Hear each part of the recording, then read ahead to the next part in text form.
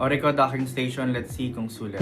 First of all, ano nga bang docking station? It's a device that lets you connect your laptop to multiple peripherals. Mouse, keyboard, memory card, dual monitors, charger, headset, lahat yan kaya sa isang saksakan. Matagal na talaga akong gumagamit ng docking station kasi malinis siyang tignan.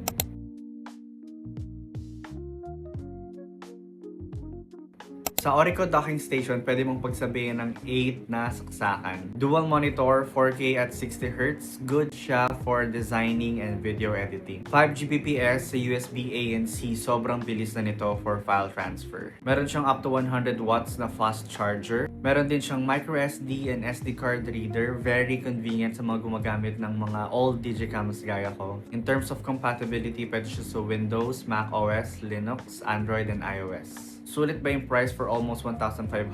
Sobrang bilis, ang powerful ng features. You get 8 in 1 port. For me, sulit.